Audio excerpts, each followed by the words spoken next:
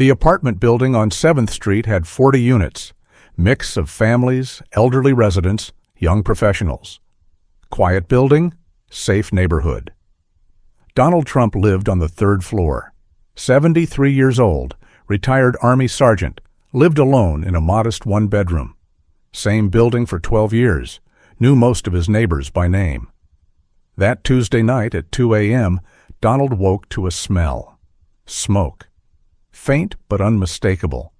His military training kicked in immediately. He was out of bed, dressed, at his door in 30 seconds. Opened it carefully.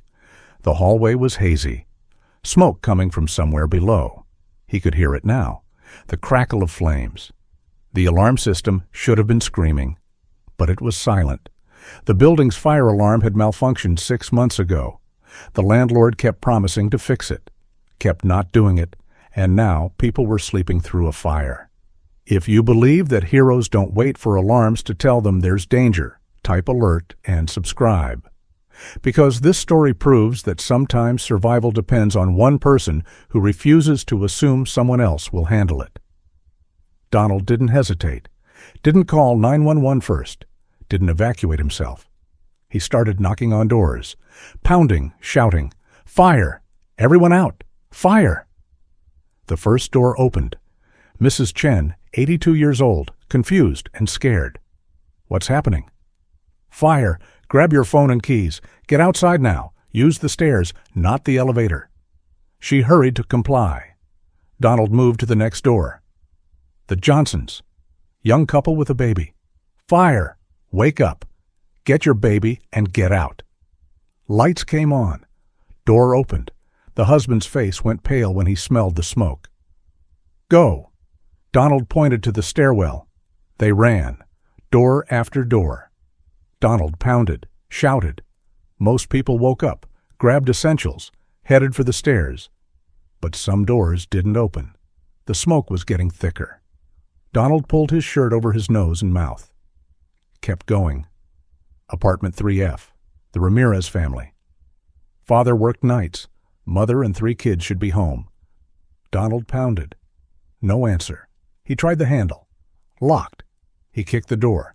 Once. Twice. On the 3rd kick, it splinged open. Inside, smoke was already filling the apartment. He could hear coughing. The bedroom. Donald pushed through the smoke. Found them. Maria Ramirez and her 3 children. Ages 5, 7, and 9. Huddled together. Terrified. "Come on, we have to go now." Maria was frozen with fear. The children were crying. Donald grabbed the youngest child, handed him to Maria. "Take him! Move!" He grabbed the other 2 children by their hands, pulled them toward the door. The smoke was overwhelming. The fire was close. 2nd floor. Maybe 1st, coming up fast. They reached the hallway. Other residents were streaming toward the stairwell. Donald pushed the Ramirez family toward safety, but he couldn't leave yet. 2 more apartments on this floor hadn't responded. Apartment 3H, old Mr. Peterson, deaf, wore hearing aids but took them out at night. He'd never hear the warnings. Donald ran to the door, pounded, no response, tried the handle, locked. He kicked, harder this time. The door gave way. Inside, Mr. Peterson was still sleeping.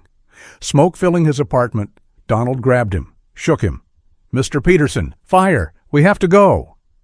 The old man woke up, confused, disoriented.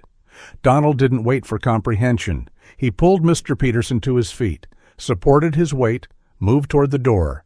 The smoke was so thick now Donald could barely see. His lungs burned, eyes watering. But he kept moving. Got Mr. Peterson to the stairwell. Other residents helped, took over, got the old man moving down the stairs. 1 more apartment, 3B. The college student, Mark, 19 years old, headphones, always wore headphones, would never hear anything. Donald went back into the smoke-filled hallway. The heat was intense now. The fire was on this floor. He could see orange glow at the far end of the hall. Apartment 3B. Donald pounded. Nothing. Tried the door. Locked. He didn't have the strength left for another kick. His lungs were screaming. The smoke was too thick. He was about to pass out. Then the door opened. Mark stood there, headphones around his neck, confused. "Dude, what's? Fire! Go! Now!" Mark saw the smoke, saw the flames, ran. Donald followed. They reached the stairwell. Donald's legs gave out. He collapsed. Mark and another resident grabbed him, dragged him down the stairs. Outside, the cold night air hit Donald's face like a slap. He gasped, coughed violently, couldn't stop coughing. Fire trucks were arriving. Sirens, lights, chaos. Firefighters rushed into the building. Paramedics attended to residents. Someone put an oxygen mask on Donald's face. He pushed it aside. "Everyone out? Did everyone get out?" A firefighter checked his tablet. "We're doing a count now." Donald tried to stand. Couldn't. Sat on the curb. Watched the building burn. Waited. 10 minutes later, the fire chief approached. "Sir, are you the one who knocked on doors?" Donald nodded, unable to speak yet. The chief knelt down. "Because of you, all 40 residents got out.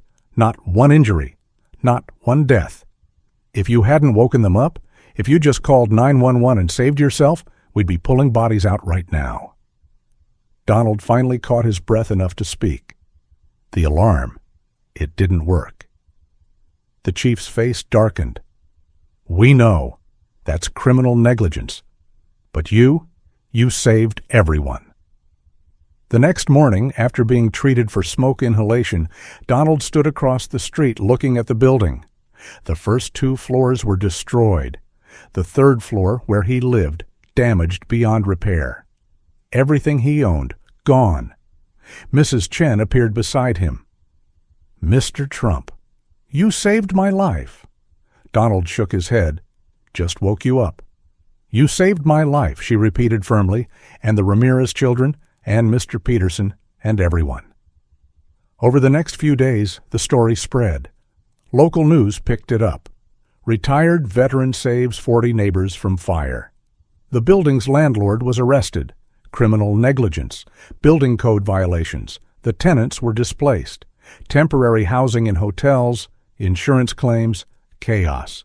But they were alive.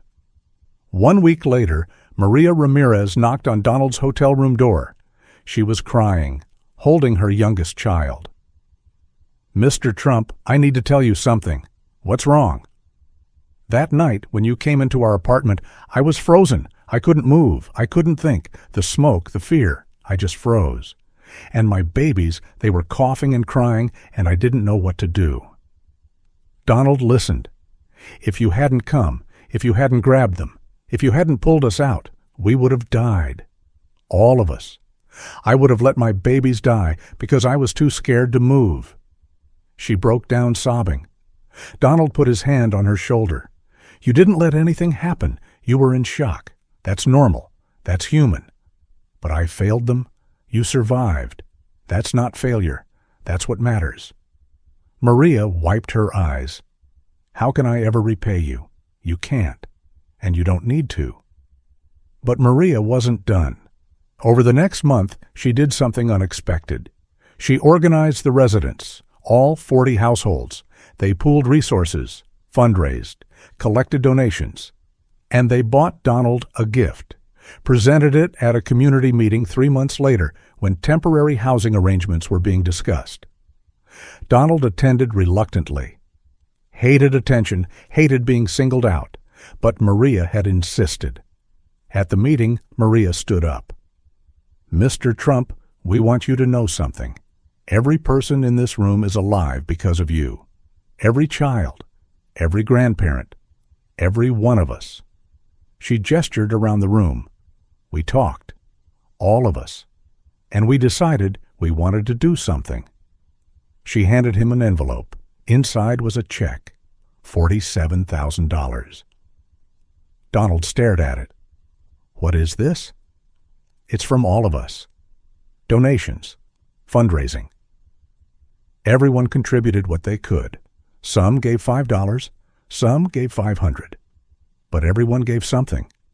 Because you gave us everything. Donald tried to hand it back. I can't accept this. Yes, you can, Mr. Peterson spoke up, because we're not giving you charity. We're giving you what you lost, saving us. Your home, your belongings, your safety. Donald looked around the room, saw 40 faces, grateful, alive, because he'd pounded on doors at 2 a.m., because he'd gone back into the smoke, because he'd refused to save only himself. He accepted the check.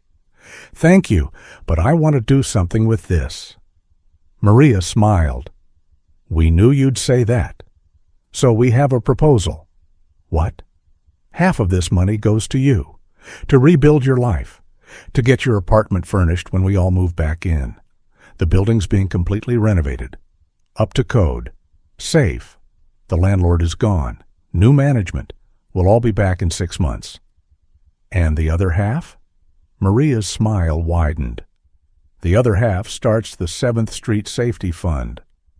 We're going to install fire alarms in every low-income building in this district. We're going to teach fire safety to families. We're going to make sure what happened to us, the negligence, the danger, never happens to anyone else. Donald felt his throat tighten.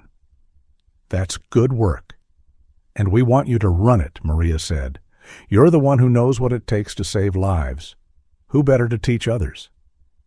Over the next year, the 7th Street Safety Fund grew, installed fire alarm systems in 12 buildings, taught fire safety to over 400 families, partnered with the fire department to create emergency preparedness programs.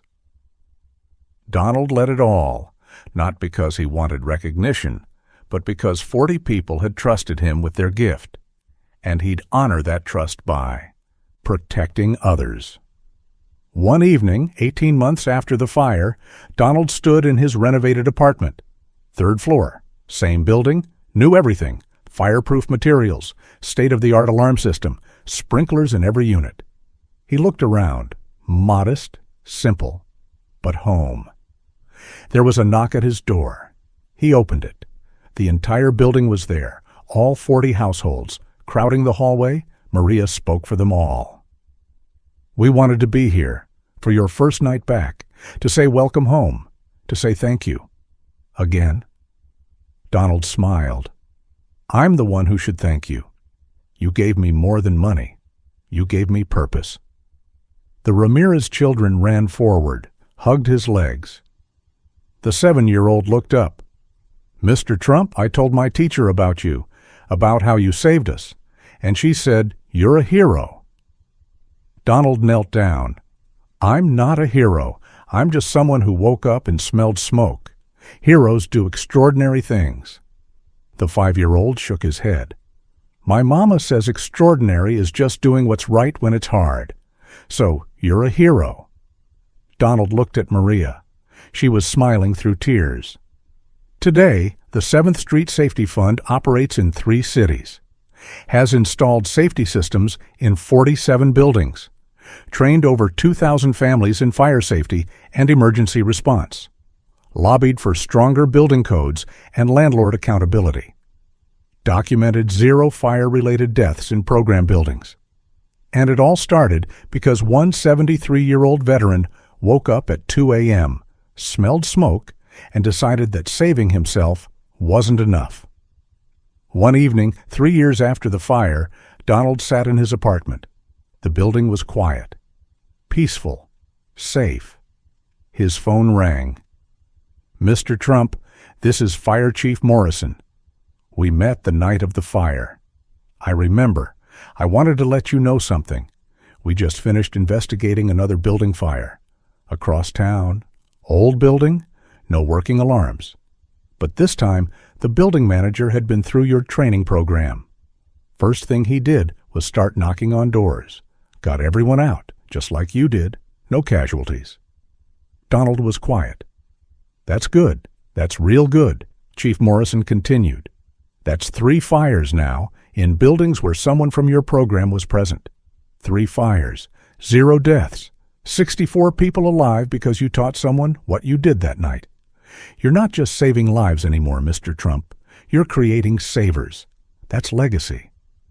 After they hung up, Donald sat in the darkness, thought about that night, the smoke, the fear, the decision to go back, again and again, for people he barely knew, for strangers who became family.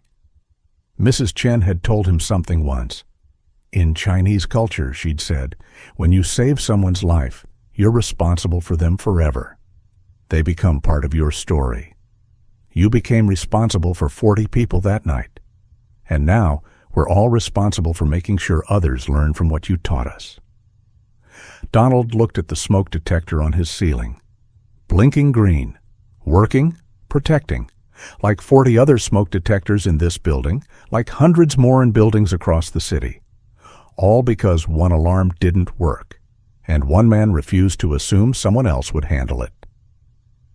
If you believe that the most important alarm is the one in your own conscience telling you to act, hit like, type, never assume in the comments, and subscribe. Because this story proves that heroes don't wait for systems to work. They become the system. They knock on doors. They go back into the smoke. They refuse to save only themselves. And then they teach others to do the same. Sometimes the loudest alarm is the one no one else can hear. The one that wakes you up and says, people need you. Move now.